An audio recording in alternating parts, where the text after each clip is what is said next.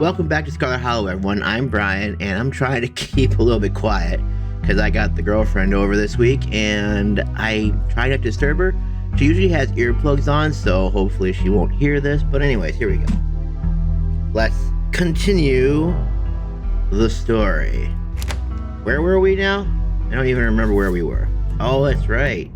We're trying to go ahead and get into Reese's place. Or we're going to try and get the next thing for it. Anyway. Yes, there it is. Keys. Here we go. He rushes over to the cabinet that contains a bright red axe, pulling the glass door open. Your axe. Thank you, dude. Now we can... Reese pauses, turning to listen intently. That was the door from the house. Come on. If we hurry, we can get you back downstairs. I'll run interference. Go downstairs, quick. You can hear her approaching now. Floorboards creaking in the hallway on the other side of the office. You follow Reese's instruction, once again starting down the basement stairs, letting the pull of the stone carving guide you back to the morgue. Dr. Kelly's voice filters down from above. I was right. We did already have juice. It was just in the back of the fridge, but there's no harm in having extra. What are you doing in the clinic? Thought I told you to go rest. Oh, I'm just gonna chill in the morgue. I got my speakers, so if you hear some weird noises, it's just my music. I'll be sure to put in earplugs to drown all that industrial clanging you listen to. You know I'm not the biggest fan of you spending time down there. It can't be good for your mental health to hang out in a refrigerator for corpses. You at least have a blanket this time? Yeah, I'll be fine. Just a change of scenery. My room feels too claustrophobic right now. Well, maybe you should clean it then, bro. Then you wouldn't have it be so dirty. Okay, I'll let you know when it's time for dinner. You hear the door close and the sound of Reese descending the stairs to join you in the fluorescent lit room below. Hey. Wall now, yes? Wall! Let's do it. You listen to music that sounds like a wall being broken down? Of course I do. I'm sad all the time. Glad my taste in music is finally coming in handy. It's exactly the cover we need. Stop asking questions. It's time to see what's on the other side of that wall. But I want to keep asking questions. Oh, okay. May I make the first blow? Go for it. Ooh. You approach the far end of the morgue, axe practically singing through the air as you strike the wall. Powerful build, it's like cutting through butter. Now, it's kind of nice to know that, like, even though I've lost, like, some amount of my strength, that I'm still able to, like, feel strong, I guess. But it is an axe against drywall, so I guess it's not really, that big of a deal, I'm assuming. But anyways. You stagger back from the massive hole in the wall and admire your effort. And there it is. Ooh. Holy shit. You know, I thought there was something wrong with his head, but I forgot that there's like a border around my screen now because I did stupid. A splintered edge frames a dark passage seemingly cut deep into the side of the cliff. Cold, seeping from a forgotten place into the already frigid morgue. Wonder why it's so cold. Wonder why he's not feeling good. It's because of all the cold. He's more in tune to the house than his own mother is. Reese coughs as he takes a better look at what lies beyond the wound in the wall. Yeah, he probably should be breathing that in. It's probably full of mold and a lot of other things he ought not be breathing to make his asthma worse. There's a whole hallway back there. Thick, stale air leaks from the hole, filling the morgue with an earthly mildew smell. Like the room is slowly filling with dirt. And with the stink of the grave-like room beyond comes an even stronger compulsion. You step forward. And you climb into the hole. This is wild. I had no idea any of this was here. The entire hospital being rotting away for decades behind some flimsy drywall. His voice sounds distant. Your sole focus is finding it. Your feet move without prompting, and you stumble down the hallway towards the far wall, barely registering the antique clutter as you stagger past it. Whoa, are you okay? Yeah, man, I'm looking. I'm on search and destroy mode. You don't respond, and you don't bother to retrieve the axe. The wall is rotten, water damage having eaten away at the wood over the course of unknowable years. The planks nearly reduced to sawdust. Tear into it. And there it is. The mark of the gods. The disdain that everyone in the world, I was thinking this kind of looks like the Zodiac for a little bit there, because we got like a goat over here, looks like a horse, a lion, even though it's not part of the Zodiac. We'll just call it a cat. A bunch of snakes, it looks like. Interesting. Enoch, thought you weren't going to come. Was worried you'd leave me here forever. They said there's nothing they can do. I'll never use my legs again. Enoch, what am I gonna do? Don't worry, boy. I'm just gonna kill you, and then everything will be fine. Calm down, Teddy. These doctors don't know what they're talking about. I've been doing my own research, and I've found us an alternative. We don't have to worry about anything from here on out. I promise. I went to talk to the witch. Ooh. A witch? But that's nonsense. It's alright. It's all sorted. Taking you home today, everything will be resolved by this time next week. Or so they thought. Everything goes black. Your vision swims back into focus, and it takes a solid second or two to reorient yourself. You're in an unfamiliar bed. Reese leans against the far wall, eyeing you with concern and curiosity. Hey, I was worried you slipped into a coma or something. You tore down a wall like a wild animal, found some weird carving and collapsed. Think you might have had some kind of seizure. So, I'm guessing the way this works is that, like, the only way this is gonna actually affect me in the negative way is if Tabby's with me, right? Because it seems like these things respond to the both of us. Because she was there in the last one where I went ahead and I decided that, hey, let's go ahead and let's just sacrifice some of my years for her, even though I don't know her all that well. And that actually kind of makes sense. Are you okay? Wait, nothing spooky happened. Mountain didn't collapse on us? No ghosts? No, nothing. You just fell down, twitched a little, and when you seemed stable, I carried you back here. That was a few hours ago. And Dr. Kelly hasn't been down here to wonder what's... Oh, wait, no, she said she'd come down after, like, when dinner was ready.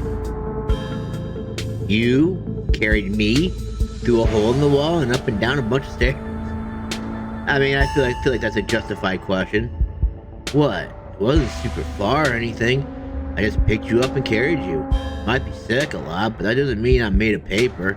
I can still do normal things normal people can do. Normal people can't pick me up like a child. You must be really strong. That's like powerlifter shit, though. I just wouldn't have expected that. Sorry to doubt you. Clearly you carried me because we're in the room instead of that abandoned hospital wing. No hard feelings. I understand underestimating someone like me. Couldn't even eat spaghetti yesterday, so I see why carrying someone might seem outside the realm of possibility. Dr. Kelly know I'm here? No, I snuck you back into the house while she was busy in the medical storage room. Figured you wouldn't want to come to in the morgue. That's probably a good thing. You didn't call an ambulance when I started... I had a vision. Like a hallucination? I have those sometimes too. Used to have them a lot as a teen. Always just weird little things. Like my hands would look wrong, or my neck would seem too long, or the room would seem smaller. And the cars are trying to warn me about something. My family has dark secrets. I think these are visions of things that actually happen. Whatever these visions are, they're making me very suspicious of my family. These carvings are clearly drilled into some big gas pocket. Keeps giving me Be serious in hallucinations. I like that one better. An old family like yours? I believe it. Hope that's all ancient history, though. Yeah, I should probably get going. Stella's still missing, and the stone here finally stopped yelling at me.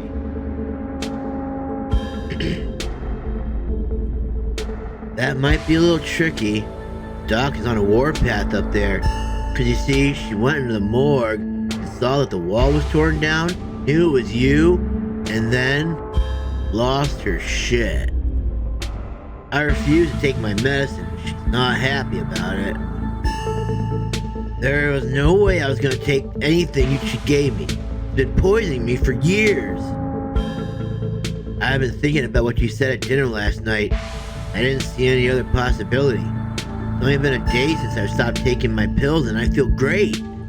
I went ahead and blocked my door so she can't get down here. Now I just have to wait her out. You blocked your door? Of course I did. Put a chair in front of it. It's never failed me before. He's looking extremely nervous right now. We don't need her coming down here to finish me off or whatever it is she might do now that I know that her treatment plan has been all these years. Hell yeah, sleepover, but I need to leave. Makes sense. But now we're just locked downstairs. So what was your plan with that exactly? Good, it's time to figure out a game plan. How are we supposed to get out? I don't think you're acting rational. So you're holding me hostage down here until what exactly? So I'm your prisoner? Obviously none of that's even true. Give us time to figure out a game plan. Exactly. I think we should treat her like a legitimate threat. I have these weird memories. I always assumed they were dreams or hallucinations because they didn't fit the way I thought of her. But I think she's used tranquilizers on me. Other times that I've gotten too unruly for her. I don't know how much of those memories I can trust. But I'm starting to think I should believe my instincts when it comes to the length she's willing to go to keep me under her control. We'll wait until she's asleep. Then we can at least get out of the basement and we can figure out what to do from there. I don't get why your mom would poison you though. Because she's not my mom. I don't know.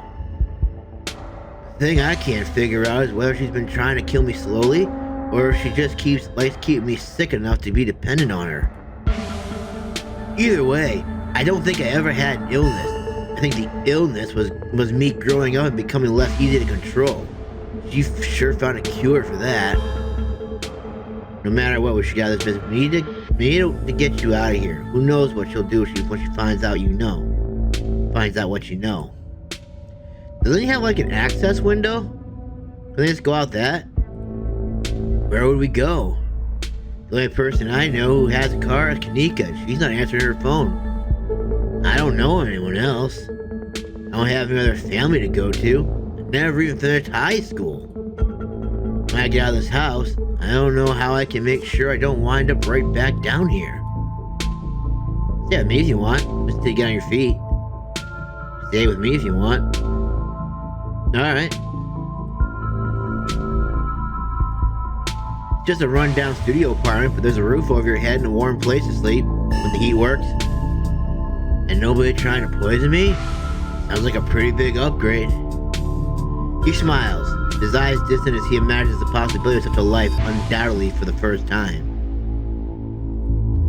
Thanks, Masamune. You have no idea how much this offer means to me. But I guess we've still got to pass some time before we can get out of here. A distraction was a good idea. As you can probably tell, I'm getting a little jittery. Maybe it's the lack of poison in my system for the first time in years, or the fact that my whole perception of reality has been turned on its head. Probably a combo. Doesn't feel awful, to be honest. What if your mom doesn't fall asleep? You shouldn't call her my mom. As far as I'm concerned, she's forfeited that title. I don't even think I should call her doctor. She's just some woman now. Can't wait for her to be in the rear view mirror the rest of my life. If she doesn't fall asleep by 10, we can figure something else out. These windows are supposedly shatterproof, which she always said was for burglars. Now I assume it's just another way to keep me boxed in. But we can try to break them anyway. We can always Draw me? Okay, yeah, no. I believe you owe me a showing of Shi-no-Chi Death Blood. Okay. Yeah, that's really a good way to pass the time, right? I believe I do. Reese gets the movie set up and joins you on the bed. Let me know if it gets to be too much for you. I'm not a great judge of how people will react to the sort of things I watch, but I definitely don't want you to feel uncomfortable. This is a slow burn of a movie, but the dread is managing to build is palpable in the room. Maybe that's just how it feels down here all the time with the grisly paintings lacks of lighting, cinder block walls, and of course, the fact that the woman currently lurking upstairs has been poisoning her son since she was his teens. I've seen a couple of this director's other films, and they're all interesting, though this is probably the best introduction to his work. The way it jump cuts to seemingly unrelated TV show recordings that wind up tying back into the narrative adds a level of realism and depth of the world that I find really engrossing. It's found footage used to its fullest. I can't believe I'll be able to just do things from here on out, like watch movies with another person.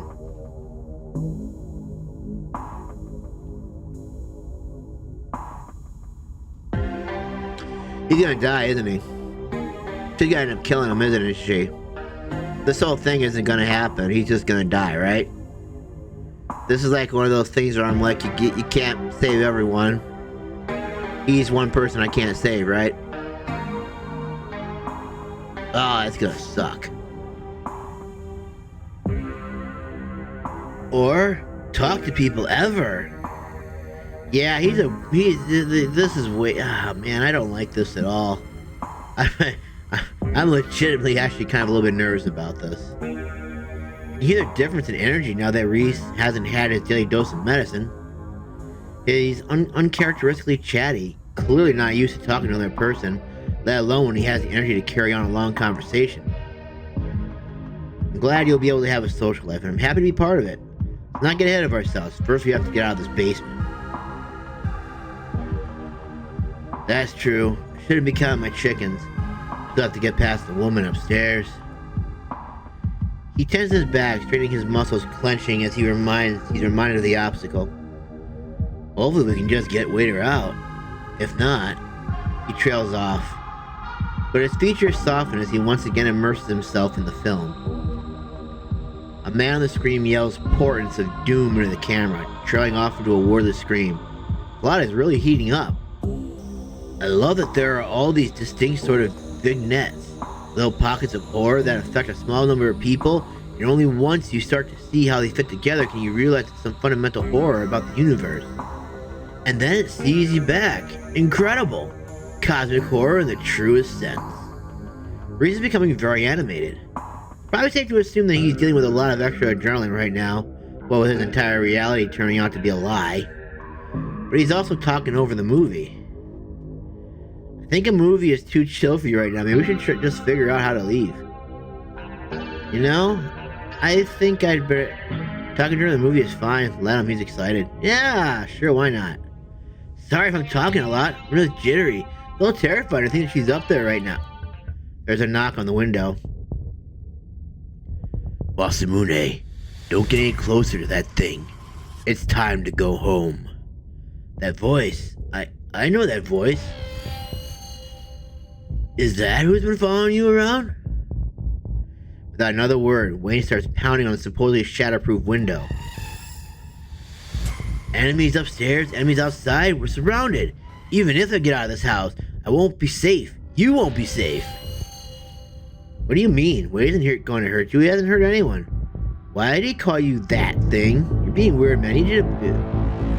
I need you to protect me. I think you might be overreacting. What do you mean? Wayne isn't going to hurt you. He hasn't hurt anyone. Yes, he will. He's furious with me. Can't you hear it? But I'm not weak anymore. I can fight back. Don't have to cower and feel from the people who want to hurt me. I can protect both of us, Masamune. Oh, is he a werewolf? Dude, he's a werewolf, isn't he? That doctor's just... Oh, no. Dude, I was wondering why his fingernails were so long. Dude. That, oh my. As Reese tears at his clothes, paint bubbles from the canvases, his ghoulish figures peeling themselves out of their two-dimensional worlds, invading yours, crawling up the wall. Grab my hand, I'll pull you out. Oh my god. Leave us alone. In a surge of violence, the change has been brewing inside. Reese finally comes. As it manifests, the broken basement window is sealed off and Wayne along with it. I think I'm gonna stay where I am. We aren't safe, but I feel strange now. I think it can save us. Stay here. I'll be right back. I just have to deal with the doc. Oh, so she's basically just scared. Dude.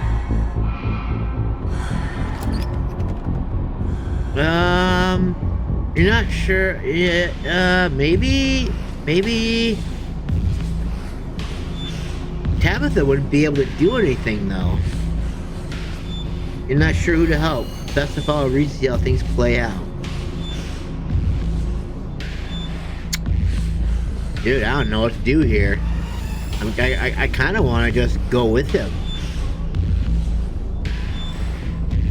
But I feel like if I do, we're gonna get in a lot of trouble. But I don't want to leave either. I don't even think you know what? Let's take his advice and just wait in the basement. Reese said you should stay here, so you will. There are a few moments of silence, interrupted by some kind of percussive sound like a quick, quiet gunshot. You hear heavy stumbling footsteps. Then Dr. Kelly screams. It cuts out, uninterrupted. You can only imagine why. The silence returns.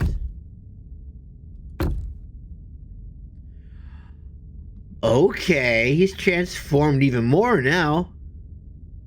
Oh my goodness. So she's been trying to hold back his power this whole time. Then footsteps on the stairs down to the basement.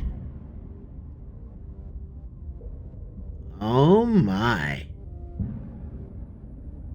Well, isn't this interesting? Is this even a werewolf, or this is something completely different? It's done. She's not a problem anymore. Did you know what you really were? What do you mean? I'm human. I'm pretty sure I'm human. I don't think humans can do what I just did, so maybe I'm something else. Do I look different? I think you should look in a mirror, bud. He shambles to the bathroom. Oh. As he comes back into view, you see his features shift, his bones audibly popping as they reset under the skin into a slightly more human, yet still monstrous form. I don't remember how it's supposed to fit together. I don't think I want to. This feels right.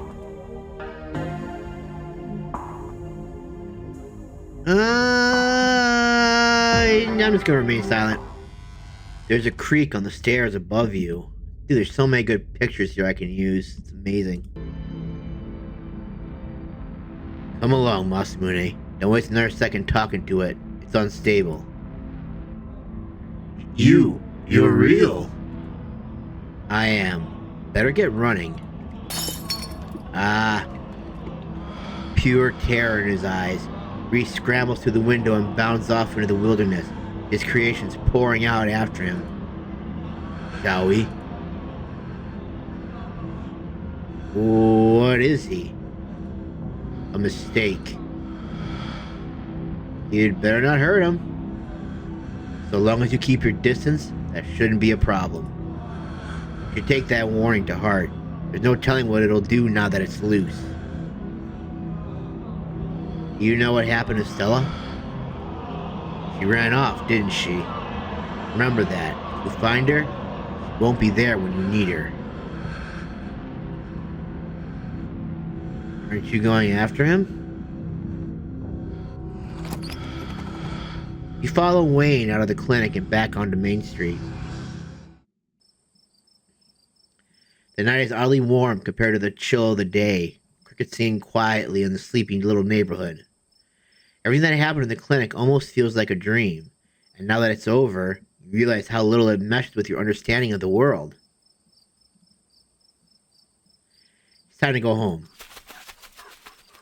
Before you and Wayne cover much ground, you're interrupted by the jingling of dog tails. Is it Gretchen? As you turn to look for the source, your companion seemingly vanishes from your side. It's Gretchen! Gretchen appears at the edge of the road, running as fast as her geriatric pugly can carry her. Masamune, please, you must come at once. I'm afraid my Stella is in dire emotional distress. She's been sitting one spot all day long, and I fear we're nearly out of its supplies. Please come talk some sense into the girl before I miss my dinner 2 nights in a row. A dignified lady of age such as myself cannot survive on treats and camping food alone. My God, Stella's alive? Take me to it, you poor thing to get Stella. Good doggy, pat her on the head. Wait, I thought I've been sitting in the woods sad all day? That's it? Gretchen has had a long day. Let's follow Gretchen. Oh, good doggy. Don't patronize me. I know you understand what I'm saying to you. I know. You're a good dog for coming to find me. Now we can go find Stella and the world. Everything will be right with the world again. Come on now. Calm yourself. You follow Gretchen. She nervously runs ahead of you the whole time, constantly looking back to make sure you're still there as she leads you into the dark woods. Before long, the trees thin and you find yourself on a steep hill by a 2-lane road lined on one side by sheer rock. And there, sitting on a long log, staring mournfully out at the asphalt, is Stella. There she is, and she just won't move. Gretchen runs up to her and sits on Stella's lap. Gretchen, you're back. Don't scare me like that again.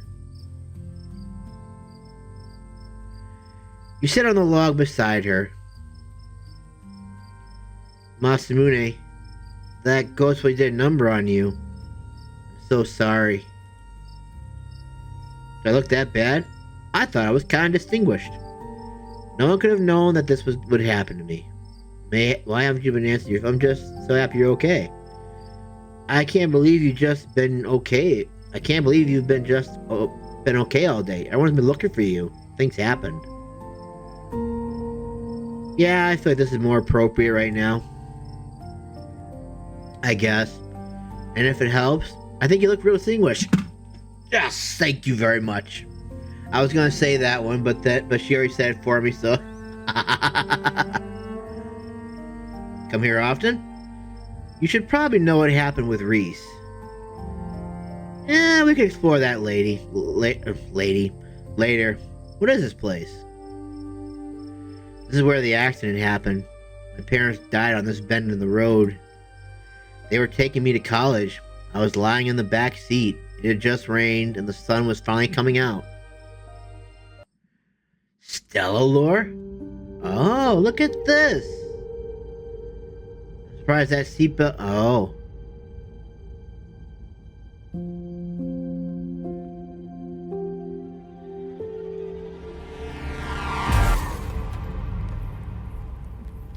How the hell did she survive that?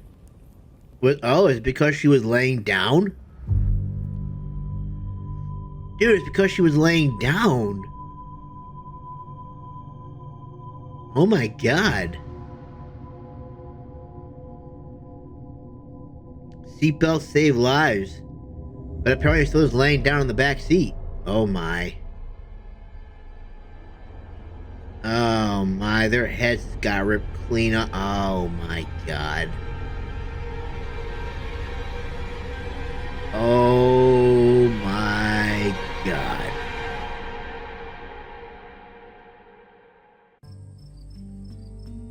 Sorry. I know that's probably a bummer to talk about. It was awful. Really messed me up for a while. I think I'm still messed up. There's whole years of my life after the accident that feel like they just never happened. Like every time I try and remember them, it's blank. I have all these videos sitting on my channel that I don't even remember filming. scary. At least it hasn't been like that for a while, thank God. Aw, poor Stella. I've never talked about this stuff before with anyone. I didn't know. Not even Tabitha? Yeah. It's warm against the cool night air, and the skin of her knuckles is soft.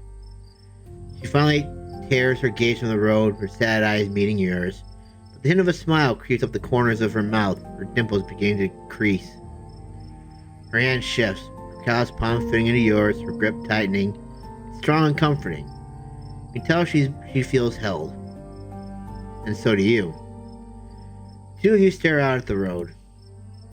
I think the accident is probably why I got into ghost hunting. I think I just wanted to see them again. Wanted to know whether I even could. I never found anything, so I eventually gave up. Then last night happened, and I ran out here to see if maybe it would happen with them too. Even if it meant seeing the crash again, or seeing them all messed up and dead. I just wanted to see them.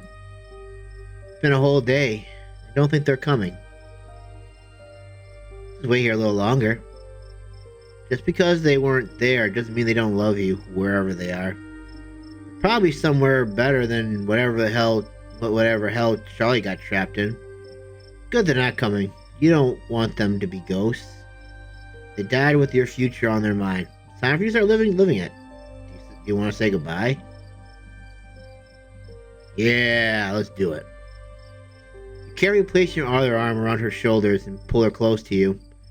You feel her chestnut hair against your cheek. She smells a little sweaty and a little sweet. The faded scent of her shampoo mingling with the natural perfume of her skin. It's nice. Taking a deep breath, stroking her arm with your thumb, letting her lean into you. She rests her head against your shoulder, closing her eyes serenely. The hint of a smile spreads into a barely contained grin that finally chases away the worry in your features. We could always wait a little longer. Stella nestles into you, well-muscled shoulders relaxing against your body. You share each other's warmth as you both stare out at the quiet mountain road. Gretchen pants lazily in Stella's lap. Nothing happens. Nothing continues to happen for a few long minutes. I think I'm ready to throw in the towel. It's not like I would want to see them like that anyway. I guess I came out here hoping I might get a chance to say goodbye or something like that. Since I didn't get a chance when they were alive. Doesn't mean they don't love you wherever they are. Yeah, that seems appropriate. That's a nice thought. I've thought a lot about what might come after. Whether they're somewhere else or if they're just stopped existing.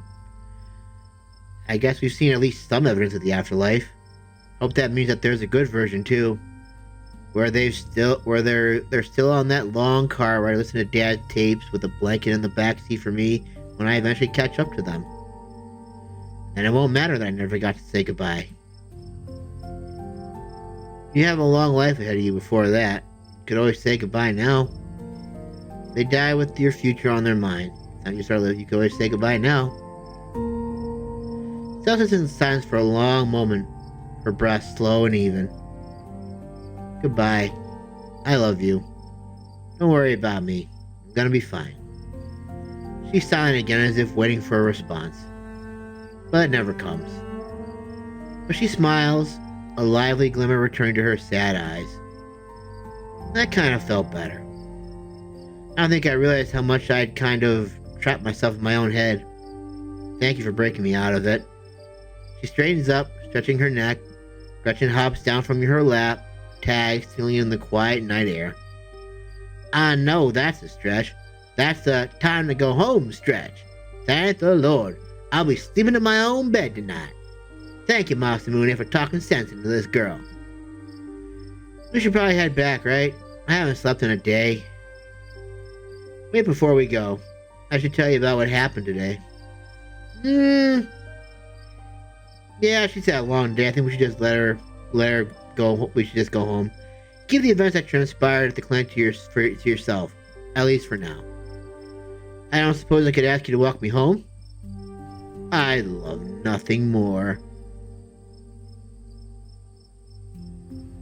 Sure. We're both headed that way anyway. But then I better get back home. Tabitha's probably worried. Maybe she's finally gotten used to you wandering off like this, but it doesn't seem super likely. So yeah, she's probably worried. Okay, let's get going. She scoops Gretchen up under her arm, and the three of you make your way back down the mountainside, returning to the sleeping holler below. And this is me. I know you said that you had to get back to the estate, but do you want to come in? I can text Tabitha and tell her that you're here. Tip. Dialogue options marked romance. We'll start a romantic arc with the character you're talking to, and we'll lock you out of romantic arcs with other characters.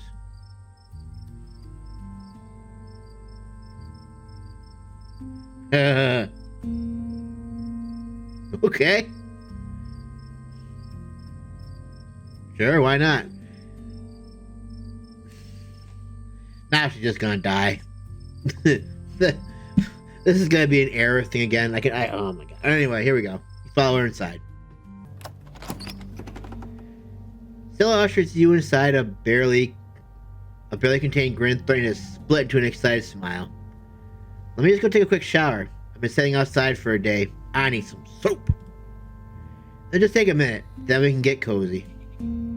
Oh man, I would kill for a shower. Stella laughs. Yeah, I'm sure you built up quite a lot of ground today. It's all yours when I'm done. Yay. She hurries off, leaving you and Gretchen in the living room. Finally, I've been reunited with my bed. Gretchen hops onto the massive pillow that serves her dog bed, curling up and sighing a heavy dog sigh of relief. I can catch up on my beauty sleep. Before she has a chance to fall asleep, a heavy knock startles her, and you, Gretchen, growls. There's someone at the door. It's that horrible man who smells like rotting meat. Stella! Stella! It's probably Reese, isn't it? You summon the bravery to cross the room and open the door. Masamune, not going home for the night? He cocks his head, stained veil over his face fluttering in the slight breeze outside. The outside of his clothes are streaked with what you at first think might be gore, but you quickly realize it's actually paint. You walk me there, maybe I will. What do you want? I won't keep you long. I know you have a warm bed and a warm body to keep you occupied at night. I wanted to give you a suggestion for tomorrow. Take advantage of Tabitha's absence at the estate. Forbidden places won't be forbidden without her around to stop you. Do a little exploring. Might be surprised at what you can find. Huh. He slowly steps back, shining eyes fixed on you as he disappears into the dark night beyond Stella's door. Is Wayne really not that as bad a person as they say he is? Gretchen's growls escalate into barks. Intruder! Monster! Fiend! Oh, Stella, come quickly! There's some disgusting smelling man trying to threaten us! Calm down, Gretchen! Were you just talking to somebody, Masamune? Nah, it's Gretchen. Wayne stopped by. He's still following you? Are you sure we're safe? I think he's on our side. You don't have to worry about him. Not so sure about that. He did just stop by my house at a very late hour while I was preoccupied. It's not super reassuring. But I'm too tired to care too much about it at this point. I just want to collapse into bed with you. Keep us safe, right, Gretch? I'll tell the throat of anyone who dares break into hurt my possessions. I'll tell the throat of anyone who dares break in to hurt my precious Stella. If they bend down to within bite and height, that is. But I can always tear at their ankles until they have no choice. Gretchen snarls, yapping fiercely. That's right, Gretchen. You're the most vicious little geriatric pug there is. Now, let's go to bed before I pass out. Oh, right. You said you wanted a shower. Sorry, head's a little fuzzy from staying up for the past day. There's fresh towels in the bathroom, and I've got some extra bathrobes. I can put your clothes through the wash so they'll be extra clean and fresh in the morning. It somehow feels like the longest and shortest shower you've ever taken. Too tired to think, too tired to possess the flow of time. Stella sits outside the bathroom door and makes quiet and comfortable small talk with you, and then you're done. You dry off and step into one of her extra robes. So, are you coming in? Yeah. You walk by Stella into her bedroom. She then closes the door behind you. Sorry I didn't clean up beforehand. You can think of it as getting the authentic Stella experience. And if only she doesn't even know that she doesn't know we were in there earlier. She steps past you and lies on the bed, dressed in an oversized t-shirt. You're quick to follow. She's warm and still slightly damp from the shower. Her skin's fresh and flowery. She turns to look at you, smiling, dimples creasing at the edge of her mouth. You could kiss me if you wanted to. Sure, why the hell not? Shift closer to her and close your eyes. The magnetic pull of anticipation rolls down your spine and across your skin. And for a moment, that seems to last forever, taking every detail of the world around you. The forest dead scent of her eucalyptus shampoo, and beneath it the slightest hint of campfire, the comforting heat of soft but calloused hands against your cheek. The thunder of your heart's beating ever more quickly in unison. The tension rises and rises, a tone seemingly without peak. And then it breaks, and her lips touch yours. They're fresh and minty and soft, cool against yours, and guided by the gentle smoothness of someone looking to hold on to the memory of tonight for a long, long time. And then she pulls you closer, tighter, and the two of you lose yourselves in each other. Eventually the two of you break away and open your eyes, gazing at each other from opposite ends of the pillow. You drift off together, limbs entwined, exhausted and safe and comforted. Tomorrow may bring some new horrors, or it might not. But whatever happens, you'll face it together. Wow, okay. This is the end of episode 4. Episode 5 will release later this year. Follow us on social media to see update on the rest of the Scarlet Hollow's development. Congratulations for finishing all the episodes currently available in the game. You've unlocked Hardcore Mode. Hardcore Mode allows you to select 3 traits at character creation, but you'll no longer be able to use your traits to avoid the consequences of major decisions. This penalty only applies to hardcore runs. Have fun, if you dare.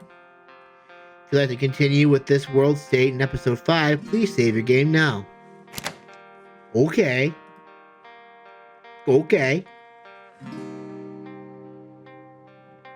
Continue. Dude, I can't wait for chapter 5 now. This was really good. Anyways, thank you guys so much for joining me on this. When chapter 5 releases, we will definitely go ahead and give that a try. But until then, thank you all so much for joining me. And we will revisit this again some other time. Bye for now, everyone. Have a good one.